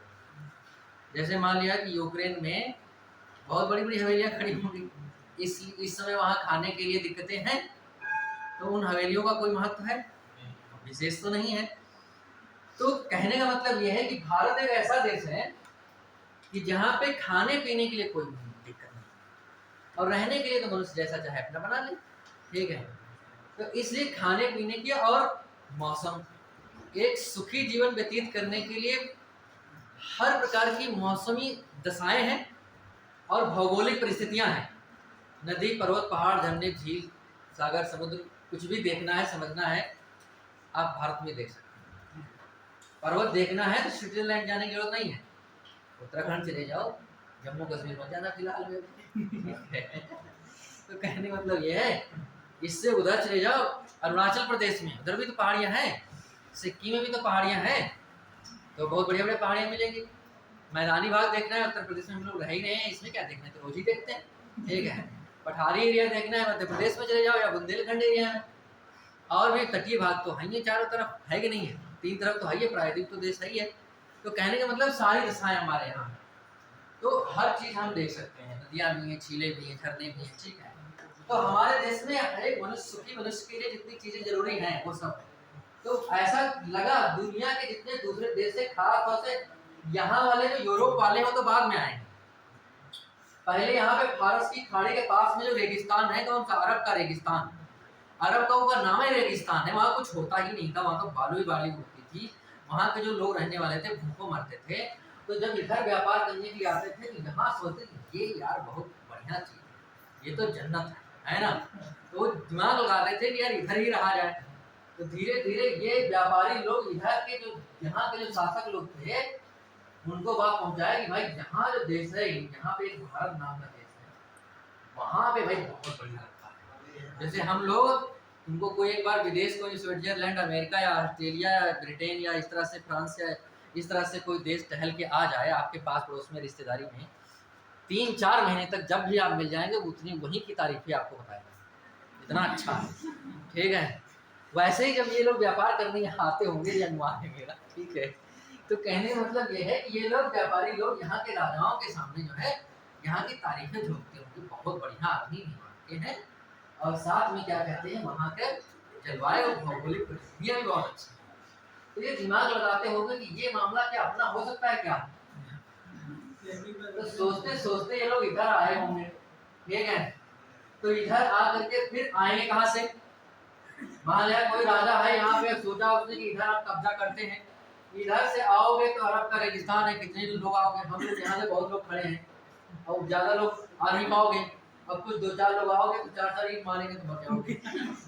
इधर से नहीं आ पाओगे, इधर से नहीं आ पाओगे, पानी भरा है, और इधर खार का मरुस्थल है, इधर से नहीं आ पाओगे। तो 4 लोग आ भी जाओगे तो क्या फर्क पड़ेगा, हाथी घोड़ा रथ पैदल इतनी बड़ी सेना लेके तो आ नहीं पाओगे, क्योंकि इसको 3 दिन क्रॉस करने में लगेगा। अब 3 दिन में पानी नहीं होगा, पानी से अभी नहीं है तो और नहीं होगा, तो मर जाएंगे तुम्हारे सेना आधी सैनिक, तो इसी मर जाएंगे। और इधर का मामला, इधर से भारत में आने का मतलब ये है इसको, इस हिमालय क्षेत्र को आज भी पार करना इतना दुर्गम काम है, तो पहले तो बिल्कुल नहीं पार कर पाता है। तो ये तो भारत का प्रहरी सदैव से रहा है ना। तो कोई तरफ से भारत में कोई आ नहीं सकता था दुश्मन, एक रास्ता बचता था ये थोड़ा बाहर, है ना, इसी को सिंधु क्षेत्र बोलते हैं। क्या बोलते थे, सिंधु क्षेत्र। एक सिंधु क्षेत्र जो है, ये सिंधु नदी हमारे देश के लिए थोड़ी घातक बनी है मेरे ख्याल से, वैसे नदी है, भौगोलिक परिस्थिति है, ठीक है। तो यहाँ से बताते हैं कि पहले नंबर 1 सबसे पहले मेरे ख्याल 711 या 12 में जो है मोहम्मद बिन कासिम आया था अरब, पहला आक्रमणकारी था ना। उससे पहले भी सिकंदर आया था, लेकिन फिर वो चला गया। फिर ये जब आए तो फिर ईरानी आए, तुरानी आए, अरब तो आए ही सबसे पहले थे, बहुत से लोग आए। इनमें से किसी ने भारत के नामकरण या इसके बारे में कुछ नहीं बताया। उन्होंने जिस उद्देश्य से आए थे अपना उद्देश्य किए। और पहले तो ये सब आते थे देखने के लिए कि यहाँ जैसे कि किसी घर में चोरी जब करनी होती तो पहले 2-4 चोर जो होते हैं मुखबिर लगा के रेकी करवाते, मतलब कि कितने बजे तक ये सो जाते हैं, इधर से इसमें घुसा जाए, इधर से सही रहेगा, है। तो पहले उसकी जांच पड़ताल करते हैं। तो पहले तो ये व्यापार करने के नाम से जांच पड़ताल करने ही आए थे कि किधर से घुसा जाए, कैसे आदमी है, इनको कितनी सेना है, कितना क्या है, पता लगा लिए। कुछ नहीं, ये सब बेवकूफ आदमी, बहुत सीधे साधे आदमी, 2 मारो तो इधर वालों मारो तो इधर वाला काम कर देते हैं, बहुत सारा काम है यहाँ पे, ठीक है। तो यहाँ गाने के बाद लोग रहते हैं तो बहुत अच्छा है, ठीक है। हालांकि तो गांधी जी नहीं होंगे, लेकिन उदार चरितानाम तो वसुधैव कुटुंबकम, ये भावना तो गांधी जी की थोड़ो है। ये श्लोक अयम निजा परो वेत गणना च लघु चेतसाम उदार चरितानाम तो वसुधैव कुटुंबकम, ये तो मनुस्मृति का श्लोक है, ठीक है। मनुस्मृति में ये बात लिखी, वो गुप्त काल में लिखी गई, ठीक है। तो कहने का मतलब ये है मेरे कि ये तो प्राचीन काल से हमारे देश में चला ही आ रहा था कि उदार चरित्र वाले जो हैं उनके लिए तो पूरी पृथ्वी ही अपना घर है, कोई भी आ जाती देव भाव, है ना। तो ये वाली बात थी यहाँ पे, तो तुमने सोचा कि ठीक है यहाँ पे तो इधर से आए, जो कुछ भी किया वो बात छोड़ते हैं। तो इनमें से अरब आए, उनसे नहीं मतलब हुआ। ईरानी जब आए हैं इस देश में, तो ईरान जो यहाँ पे फारस की खाड़ी है, उस फारस की खाड़ी के पास ही ईरान देश है। और ईरान देश में जो ईरानी लोग बोलते हैं उसको ईरानी भाषा भी कहते हैं, और साथ में फारसी कहते हैं। क्या कहते हैं, फारस की खाड़ी के आधार पे फारसी से, कि बंगाल की खाड़ी तो बंगाली है ना, बांग्ला, इसी तरीके से कुछ। तो ईरानियों ने जब भारत में आए तो इन्होंने क्या कहा कि ये बोलते थे ईरानी, क्या बोलते थे, फारसी। क्या बोलते थे, इनकी भाषा थी फारसी। जब ईरानी यहाँ सिंधु नदी किनारे आए तो सिंधु नदी जब इन्होंने पूछा कि ये कौन सी नदी है भाई, यहाँ कहाँ पे हम आ गए हैं, तो शुरुआत में जो सिंधु शब्द है वह नदी और उस नदी के आसपास के पूरे क्षेत्र को संबोधित करता है, ठीक है। तो बताया गया होगा सिंधु क्षेत्र में आए सिंधु। तो सिंधु में ऐसा अब भी है, व्याकरण के जो जानकार हैं फारसी भाषा की वर्णमाला के, वो मानते हैं कि फारसी भाषा की वर्णमाला में जो सा है और जो धा है, सा को ये लोग हा कहते हैं और धा को ये लोग दा। ये फारसी भाषा की वर्णमाला में आती है, ठीक है। तो इन्होंने बताया, तो इनको क्या कहते हैं कि सिंधु, और लेकिन सा को ये पढ़ते थे हा और धा को पढ़ते थे दा, तो इन्होंने कह दिया हिंदू। क्या कह दिया? हिंदू। अब ये हिंदू इन्होंने कहा, किसने कहा सबसे पहले? हिंदू। और ये हिंदू जो शब्द है वो उस नदी क्षेत्र के संदर्भ में बात थी, ये किसी धर्म का नाम नहीं था शुरू में, उस क्षेत्रवाचक शब्द, वो स्थानवाचक शब्द था। आज ये हिंदू धर्मवाचक शब्द है, लेकिन तब जब इन्होंने ईरानियों ने प्रयोग किया था इस शब्द का, तब ये इस प्रकार का शब्द था क्षेत्रवाचक। उस सिंधु क्षेत्र को ये संबोधित करता, इस सिंधु क्षेत्र को ये संबोधित करने वाला शब्द था हिंदू। हिंदू का मतलब, और वहां पे इसलिए आज भी हिंदू कुश पर्वत है, इधर ही तो है, तो हिंदू कुश पर्वत मतलब उसी के नाम से रखा गया हिंदू कुश, यानी सिंधु के पास वाला वो पर्वत, ठीक है। तो यहाँ पे हिंदू शब्द अवधार्मिक नाम है, किसी धर्म का नाम है। ये हिंदू धर्म नहीं है, ये धर्म है सनातन धर्म है, ठीक है। तो यहाँ पे इसको हिंदू बाद में ये शब्द आया, लेकिन ये हिंदू शब्द पहले था क्षेत्रवाचक, यानी स्थानवाचक। फिर क्या हुआ कि ये धीरे धीरे क्या हो गया, हिंदू यह शब्द हो गया एक भाषा के रूप में। किस रूप में? नहीं, हिंदू से एक बना हिंद। क्या बना? हिंद। यह स्थान के रूप में हुआ हिंद, ठीक है। और फिर इसमें ई प्रत्यय लगा दिया गया और फिर बन गया हिंदी। क्या बन गया? देखो, हिंद में ऊ हटाया गया तो हिंद बना, और हिंद ये स्थान का नाम था, और स्थान का नाम और उस स्थान से संबंधित ई प्रत्यय लगाता है हिंद वाला, है ना, जैसे सीतापुर वाला। तो यानी कि हिंदी बना दिया गया कि हिंद के लोग जो बोलते हैं वो वाला शब्द, तो हिंदी बाद में इसी से बन गया, ठीक है। धीरे धीरे विकास हुआ, और ये विकास किस रूप में हुआ? इसका प्रयोग जो है भाषा के रूप में सर्वप्रथम किसने किया? माना जाता है कवि औफी को भी माना जाता है, लेकिन ज्यादा कुछ किताबें बता रही हैं कि अमीर खुसरो। वैसे तो ये शब्द बनते गए समाज में, लेकिन कब ये भाषा के रूप में आया, हिंदी को भाषा के रूप में प्रयोग किया जाने लगा, ये एक विवादास्पद विषय है। लेकिन जहां तक अभी तक खोज हुई है उसमें एक अमीर खुसरो की रचना है या शब्दकोश है। इसकी अमीर खुसरो, ठीक, अमीर खुसरो की एक रचना है खालिद बारिश। कौन सी है? उसमें इसका प्रयोग सबसे पहले हुआ है हिंदवी शब्द का। किसका? हिंदवी या फिर हिंदवी, ये शब्द आया, मतलब हिंदू से हिंदवी शब्द आया, हिंदू से हिंदी नहीं आया, हिंदवी आया। ऐसा क्यों? ऐसा इसलिए कि जब मैंने कहा कि छोटा और बड़ा आके होते हैं, उससे आखिर में होते हैं, और उसमें कोई संबंधित वाला प्रत्यय लगाना होता है, तो वो वाला छोटा बड़ा हट जाता है और वो प्रत्यय लगाना। जैसे सीतापुर में पूर्व रा में छोटा की मात्रा है, आखिर रा में, तो उसमें बड़ी का प्रत्यय लगाना है, तो वो छोटी की मात्रा, छोटा आ की मात्रा हट जाएगा और बड़ी की मात्रा लग जाएगी, सीतापुरी हो जाएगा। लेकिन यदि छोटाओ बड़ाओ की मात्रा है तो नवी बनेगा। क्या बनेगा? नवी लगेगा। तो जैसे लिखा हिंद से हिंदवी, तो अवी लगा, नवी लगा। जैसे कि लखनऊ, तो अवी लगेगा, लखनवी। क्या लगेगा? क्योंकि लखनऊ ऊ है उसमें, तो जब छोटाऊ बड़ाऊ होता है तो अवी प्राय लगता है। क्या लगता है? तो जैसे हिंदू था, हिंदू से संबंधित तो बनेगा हिंदवी। क्या बनेगा? लखनऊ से संबंधित लखनवी नहीं बनेगा। ऐसे ही तो ये व्याकरण के नियम है, वो दूसरा विषय थोड़ा हो जाएगा, लेकिन थोड़ा समझना है कि हम जो बताना चाहते हैं वो ये चीज है।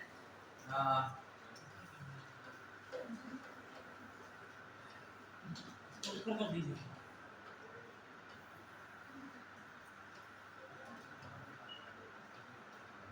हम जो बताना चाहते हैं बस इतनी बात है कि जैसे सबसे पहले ईरानियों ने हिंदू प्रयोग किया, हिंदू से ये हिंदवी बना। क्या बना? ये हिंदवी। और इसी हिंदवी से फिर हिंदुई बन गया, उन्होंने प्रयोग किया हिंदुई। और इसी हिंदुई से मेरे ख्याल से ये बाद में हटा करके इस अक्षर को हटा करके और इस स्वर को हटा करके इन्होंने हिंदी कर लिया होगा। ऐसा कालांतर में धीरे धीरे हुआ होगा, धीरे धीरे बदलते बदलते हुआ है। किस सन तक हो गया है, कब तक हो गया है, ऐसा कहीं कुछ लिखित रूप में नहीं मिलता है। लेकिन ये मान के चलो कि 1200 के लगभग में अमीर खुसरो थे, ठीक है। तो ये 1500 के लगभग में, यानी भक्ति काल के समय, इस समय भक्ति काल के समय जब भारत में भक्ति काल चल रहा था और रीति काल चल रहा था, तो यह भक्ति काल और रीति काल में भारत में हिंदी के रूप में यह जाने जाता है। और फिर जब आधुनिक काल आता है तो यह पूरी तरह से हिंदी ही शब्द बन जाता है, ठीक। तो हिंदू शब्द प्रारंभ में कैसा था, स्थानवाचक, लेकिन अब क्या है, धर्मवाचक। फिर इससे हिंद बना, हिंदुई बना, हिंदी बना, और इसमें हिंदी भी बना, हिंद भी बना। और दूसरी बात, जब ये शब्द फारसी के व्याकरण के अनुसार बने हैं, इसलिए मैंने जितने भी ये सारे शब्द लिखे हैं, ये सभी के सभी फारसी भाषा के शब्द माने जाते हैं। किस भाषा के शब्द माने जाते हैं, फारसी भाषा के शब्द माने जाते हैं। तो इतनी बात, और ये बात पूछ भी चुका है यूपी टेट में, ये बात टेट में या फिर सुपर टेट में मेरे ख्याल से, ठीक है। ये बात पूछ चुका है कि हिंदी शब्द जो है वह किस भाषा का है। तो ये हिंदी शब्द जो है वो किसमें है, फारसी भाषा का। ये सारे शब्द जो मैंने लिखे हैं फारसी भाषा का। और मैंने अभी तक ये बताया क्यों है, क्योंकि ये और किस शब्द से बना है, सिंधु शब्द बना है। और सिंधु शब्द में कौन सा व्याकरण है, ये फारसी भाषा के व्याकरण के अनुसार सिंधु से हिंद हुआ और हिंदू से हिंदवी, और इसी तरीके से, ठीक है, हिंदी, ठीक। तो ये बात आपको जान के रखनी है। और किसने कहा इसको, ईरानियों ने, या किसने ये नाम रखा। और वैसे ही इसी से एक शब्द और बनेगा, जैसे हिंदुस्तानी, क्या बनेगा, हिंदुस्तानी। तो हिंदुस्तानी शब्द आपसे पूछे किस कौन सा है, तो भी फारसी का है। और हिंदुस्तानी या हिंदुस्तान है ना, ये सब फारसी के। और हिंदुस्तान नाम किसने रखा भारत का, तो ईरानियों ने। किसने रखा, ईरानियों ने नाम रखा, है ना। तो शायद ये बात समझ पा रहे। तो हिंदी के नामकरण में मैंने 2-3 बातें बताई हैं आपको, कि हिंदी शब्द ईरानियों के द्वारा सिंध शब्द का परिवर्तित रूप है, जो सिंध शब्द पर फारसी के व्याकरण के अनुसार हिंदू बना। हिंद से हिंदवी, हिंदुई, हिंदुस्तानी, हिंद या हिंदी, इस तरह से धीरे धीरे बनते हैं। ये सारे शब्द फारसी भाषा के शब्द हैं।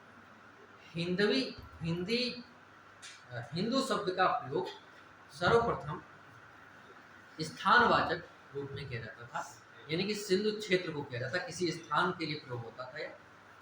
परंतु धीरे धीरे बाद में हिंदू शब्द धर्म के अर्थ में और उससे बनने वाला जो भाषा के अर्थ में सबसे पहला प्रयोग अमीर खुसरो ने किया, और वह शब्द था हिंदवी या हिंदुई, जो बाद में कालांतर में धीरे धीरे बदलते बदलते हिंदी हो गया। और वर्तमान समय में भारतीय संविधान में हिंदी शब्द को ही मान्यता दी। ठीक बात, भाषा के रूप में किसको मान्यता दी है, हिंदी शब्द को, क्योंकि अब संविधान में जो लिखा होगा वही माना जाएगा। तो ये तो हुआ हिंदी का नामकरण। अब बात आया कि नामकरण जब हो गया तो इसके बाद में हिंदी की संवैधानिक स्थिति, हिंदी की कौन सी संवैधानिक स्थिति, ठीक है। तो हिंदी की संवैधानिक स्थिति में हेडिंग डाल लीजिए, मैं इसको जुड़ा देता हूँ।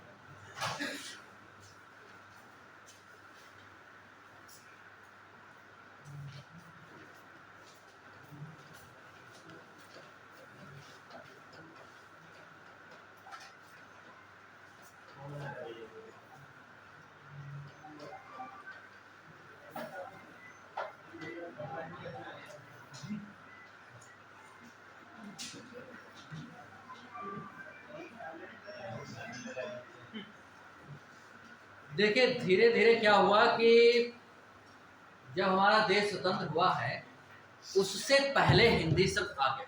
उससे पहले क्या हो गया था, हिंदी शब्द आ गया था। और हमारे देश के आजाद होने से पहले हिंदी प्रेमी लोग पैदा हो गए थे इस देश में। नागरिक प्रचारणी सभा आपने सुनी होगी, प्रयाग हिंदी साहित्य सम्मेलन सुना होगा, प्रगतिशील लेखक संघ सुना होगा।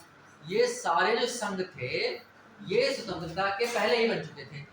कुछ ज्यादातर जो ये संघ हिंदी के थे वो बनारस में, वाराणसी में, काशी में अथवा प्रयागराज में, इलाहाबाद काम करते थे और वहां से हिंदी का प्रचार हुआ। उस समय स्वतंत्र देश आजाद होने से पहले आधुनिक काल हिंदी का शुरू हो गया था। भारतीय युग लगभग में 1850 के बाद माना जाता है।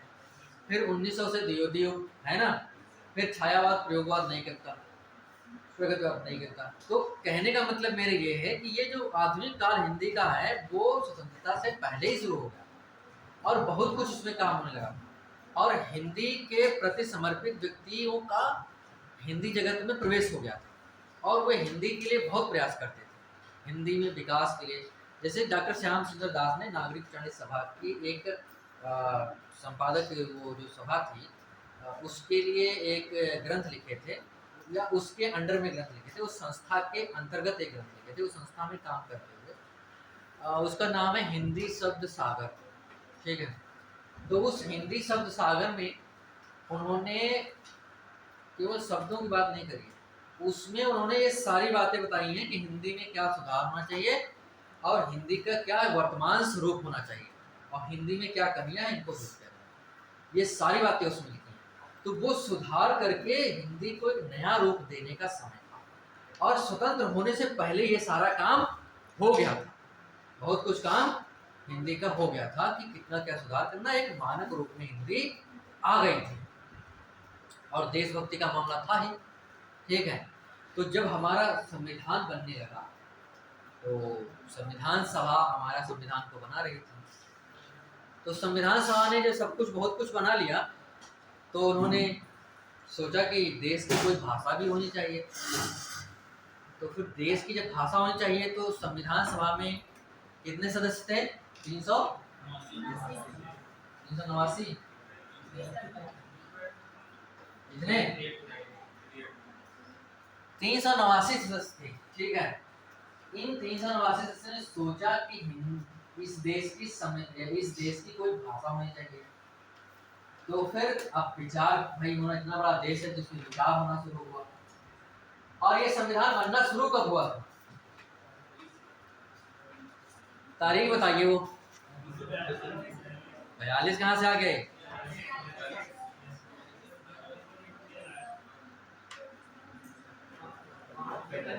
26 नवंबर 1947।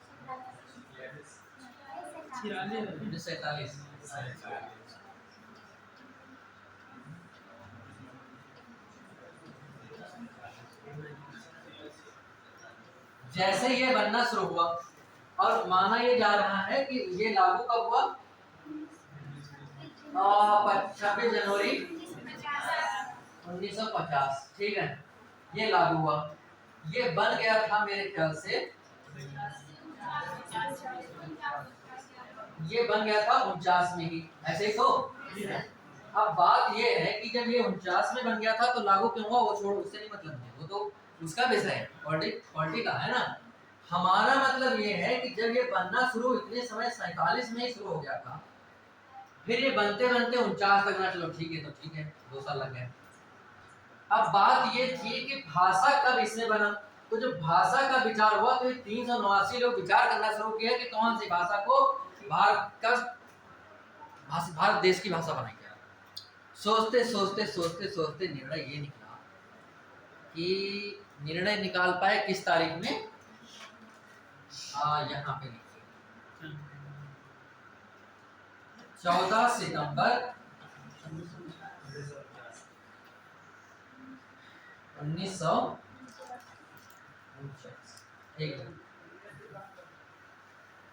कितना? कौन सितंबर?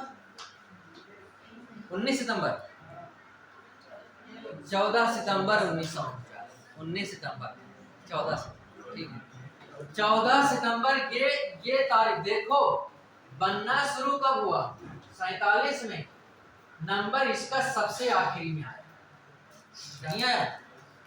तो कहने का मेरे मतलब ये है कि आखिर में विचार किया गया कि ये भाई देश की जो है निर्णय लिया गया कि हिंदी को ही रखा गया और हिंदी को निर्णय किस तारीख में लिया गया संविधान सभा द्वारा? 14 सितंबर 1949 को यह निर्णय लिया गया कि इसको हिंदी को ही संविधान में शामिल किया जाए। तो 14 सितंबर को हिंदी को मान्यता मिली संविधान के द्वारा, संविधान सभा के द्वारा, इसलिए 14 सितंबर को प्रतिवर्ष हिंदी दिवस मनाया। कौन सा दिवस? हिंदी दिवस। हिंदी दिवस प्रतिवर्ष 14 सितंबर। ठीक है। एक और है विश्व हिंदी दिवस। ठीक है, विश्व हिंदी दिवस में ये है 10 जनवरी। कौन सा है? 10 जनवरी को ऐसा था कि 10 जनवरी 1975, ठीक है, नागपुर में हाँ एक सम्मेलन हुआ था, विश्व हिंदी सम्मेलन। उसमें यह निर्णय लिया गया था कि इस तारीख को जो है प्रतिवर्ष जो है विश्व में हिंदी के प्रचार प्रसार के लिए सभा, गोष्ठियां, सम्मेलन इत्यादि किए जाएंगे। तो 10 जनवरी को विश्व हिंदी सम्मेलन के रूप में बनाने का निर्णय किया।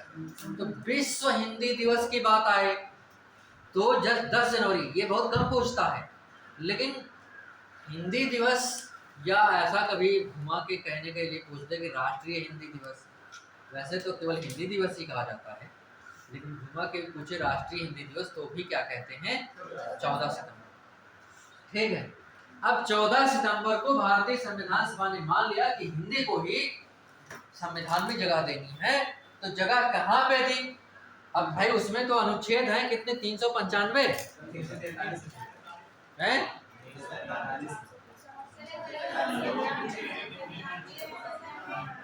मूल रूप से 395 ही है, और उसमें ABCD का खा जोड़ करके 400 से ऊपर होता है। ठीक है, 450, लेकिन मूल रूप से इतने। तो मान के चलो कि संविधान में जगह देने का मतलब है कि संविधान के किसी अनुच्छेद में लिखा जाएगा, यही तो ये किस अनुच्छेद में लिखा गया है ये मैं बता रहा हूँ आपको। तो ये देखिए किसमें लिखा गया है।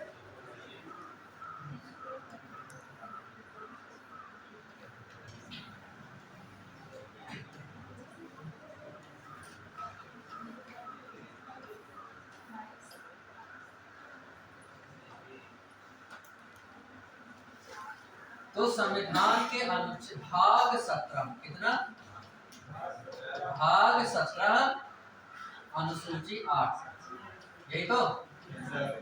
ये सब भाषा संबंधी। और फिर अब आएगा अनुच्छेद, आर्टिकल, अनुच्छेद 343 341 का है ना। एक मान लो, का मान लो, ए मान लो, ठीक है। जैसे कि मैं एक कर या ए मान लिया, का मान, इसमें एक बात लिखी गई है, वो है संघ की राजभाषा। क्या लिखा गया है? संघ की राजभाषा हिंदी,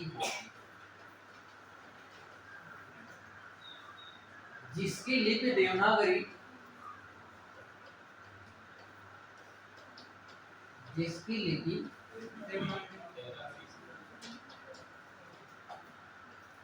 लिपि देवनागरी और अंक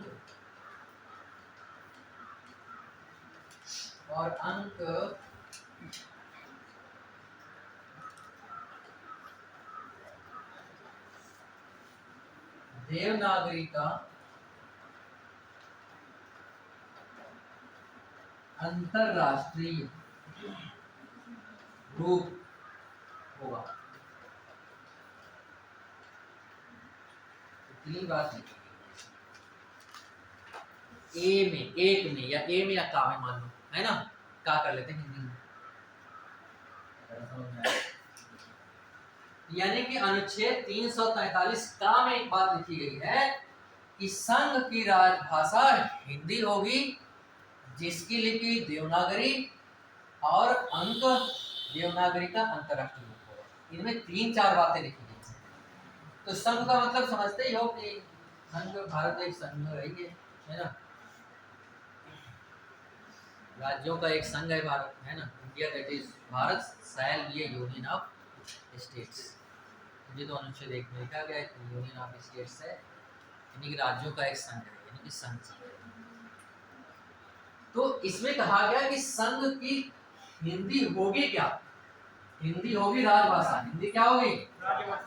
राजभाषा। और राज्य नहीं, राज्य भाषा ये गलत शब्द है, राजभाषा सही शब्द, ठीक है। राजभाषा होगी। और राजभाषा का मतलब क्या होता है? राजभाषा का मतलब होता है सरकारी कामकाज की भाषा। इसमें सरकारी कामकाज की भाषा।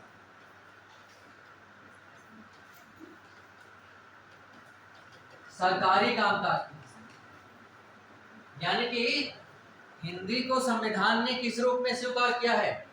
राजभाषा के रूप। और भाषा का मतलब होता है सरकारी कामकाज की भाषा, शासकीय कामकाज की भाषा, ठीक है। ये सब। दूसरा प्रश्न ये है कि इसमें कहीं नहीं लिखा संविधान में कि भारत की हिंदी राष्ट्रभाषा। राष्ट्रभाषा नहीं है, नहीं। विकल्प में नहीं आता है कि हिंदी भारत की है। भारत के संविधान में हिंदी को किस रूप में लिखा गया है? भारत के संविधान में हिंदी को लिखा गया राजभाषा के रूप में, या दूसरे नंबर पे लिखा गया राष्ट्रभाषा के रूप में, या तीसरे नंबर पे लिखा गया है जनभाषा के रूप में, या लोक भाषा के रूप में, वैज्ञानिक भाषा के रूप में, या कुछ भी ऑप्शन में हो सकता है कि नहीं? तो यहाँ पे राष्ट्रभाषा के रूप में मत लिखते ना, राष्ट्रभाषा नहीं। हिंदी किस रूप में है? राजभाषा। भारत की राष्ट्रभाषा हिंदी नहीं है। भारत की राजभाषा हिंदी भारत की राजभाषा नहीं।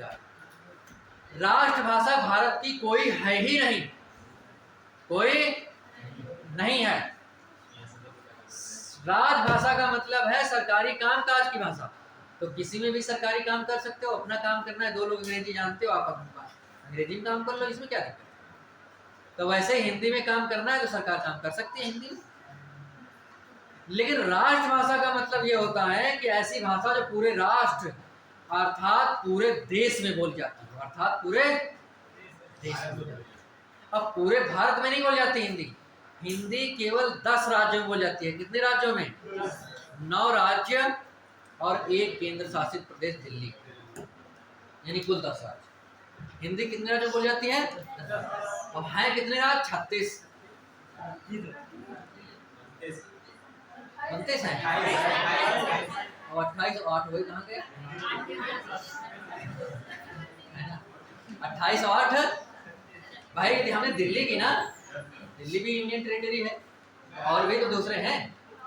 तो कुल 36 राज्यों में से केवल 10 राज्यों में हिंदी बोली जाती है, तो इसमें तो तिहाई में भी नहीं बोली जाती है। तो फिर इसका मतलब है कि पूरे देश में कोई ऐसी भाषा नहीं है जो बोली जाती हो। तो भारत की कोई राष्ट्रभाषा है ही नहीं, कोई नहीं। मेरी बात समझ पा रहे हैं? भारत की राजभाषा है, राज्य नहीं, राज, ठीक है। तो मेरी बात समझ गया हूं, ये वाली बात। अब दूसरी बात, जिसकी लिपि देवनागरी होगी। लिपि का मतलब क्या है? लिपि का मतलब ये होता है कि स्वरों के लिखने के ध्वनि संकेतों को क्या कहते हैं? या लिपि कहते हैं। जो लिखने के ध्वनि संकेत हैं, लिखने के जो संकेत हैं, यानी कि विभिन्न स्वरों के या विभिन्न ध्वनियों के लिखने के जो संकेत होते हैं उन्हें ही लिपि कहते हैं। यानी कि स्वरों के या ध्वनियों के लिखने वाले संकेतों को, लिखित संकेत को लिपि कहा जाता है। जैसे मैंने यहाँ पे एक का लिखा और यहाँ पे एक ए मैंने लिखा, तो दोनों का है ना, समान ध्वनियां है, लगभग में स्वर है, लेकिन दोनों लिखने के तरीके अलग अलग हैं। तो लिखने का जो संकेत है ये क्या कहलाता है? लिपि। यानी कि ध्वनियों के लिखने के संकेत को लिपि कहते हैं। ठीक बात है?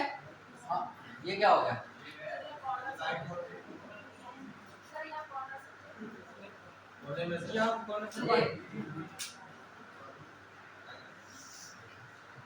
तो यहाँ पे आपको समझना है कि ये लिपि अब कहा जाएगा, ये कहा गया है कि चलो हिंदी तो मान लिया मैंने, हिंदी तो मान लिया कि हमारे देश की क्या है? राजभाषा है। लेकिन अब संविधान ये भी स्पष्ट कर रहा है कि हिंदी को जो लिखोगे ना वो देवनागरी लिपि में लिखोगे। किस लिपि में लिखोगे? देवनागरी। और देवनागरी लिपि में लिखने का मतलब ये नहीं है कि जैसे लिखा है वह जाता है। क्या लिखा है? तो वह जाता है को ऐसे लिखोगे, और ये नहीं लिख दोगे कि वह जाता है वह और फिर जाता और फिर है। ये लिखा, ये भी वही चीज है, लिखा है वह जाता है, ये मैसेज वाली भाषा है, ठीक है, मोबाइल पे व्हाट्सएप लैंग्वेज है। लेकिन ये कह रहा है कि ये लिपि नहीं लिखोगे, ये लिखा तो वही चीज है लेकिन लिखोगे नहीं। लिखोगे क्या इसको? इसको ऐसे लिखोगे, क्यों? देवनागरी लिपि में लिखोगे। देवनागरी लिपि काका का जो होता है उसके हिसाब से लिखोगे, इसको नहीं लिखोगे। जैसे ये वाला वाक्य लिखा है, ये वाक्य किस भाषा का है? ये वाक्य किस भाषा का है? भाषा, ये वाक्य किस भाषा का है? अंग्रेजी, रोमन। अंग्रेजी कोई नहीं, अंग्रेजी आपने बताया, अंग्रेजी भाषा, उसकी लिपि क्या है? रोमन, ठीक है। तो यहाँ पे मैंने पूछा कि जो मैंने ये लिखा वह जाता है, ये जो वाक्य लिखा है ये किस भाषा का है?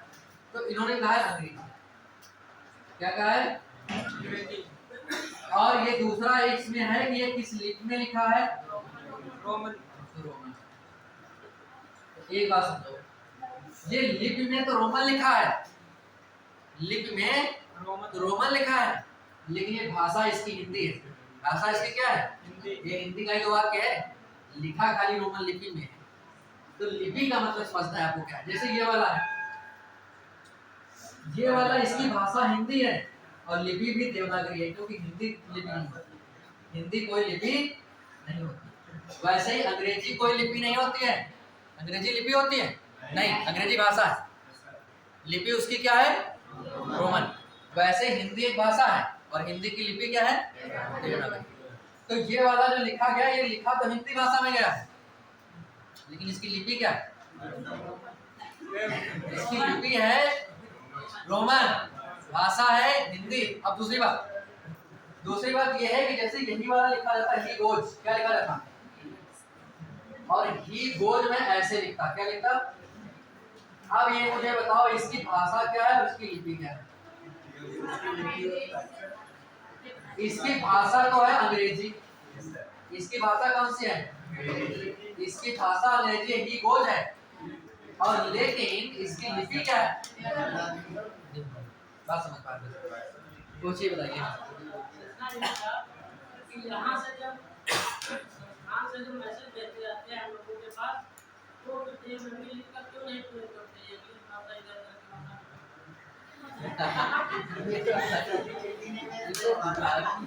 इसलिए तो सर इसको कह सकते हैं कि व्हाट्सएप लैंग्वेज है, व्हाट्सएप लिपि होनी चाहिए। ये तो कई अलग दूसरा। वैसे मैंने जो मैसेज भेजे थे उसमें ज्यादातर तो देवनागरी लिपि में ही लिखा होता है, मेरे मैसेज, और पता नहीं है, और तो दूसरे हैं। हाँ, कुछ चीजें एक दो शब्द इंग्लिश में होते हैं, जिसको जो इंग्लिश में ही ठीक है उनको ही इंग्लिश में लिखते हैं, और ज्यादा नहीं। तो ये मेरी बात समझ गए होंगे। अभी दो बातें और समझ लीजिए, बस छुट्टी कर देते हैं। टाइम हो गया क्या ज्यादा? नहीं, दो बातें तो हम पूरे कर लेंगे तभी छोड़ेंगे। अभी टाइम, ऐसे बरसते में कहाँ जाओगे? अब देखो, दूसरी बात समझ लीजिए। तो यहाँ पे बात ये है कि मैंने आपको ये हिंदी राजभाषा बताई, अब आपको लिपि और देवनागरी मैंने बता दिया, ठीक है। अब बचता है अंक। अंक कह रहे हैं कि देवनागरी का अंतर्राष्ट्रीय रूप होगा।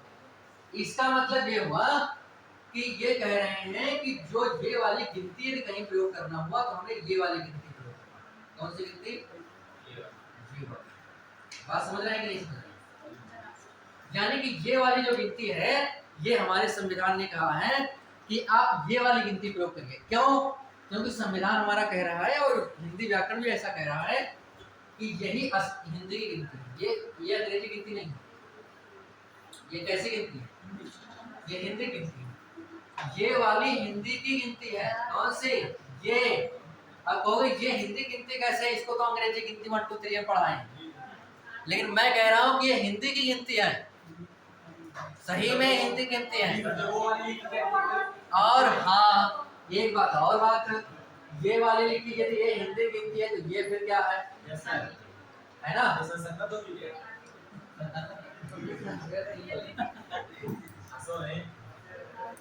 ये वाली तो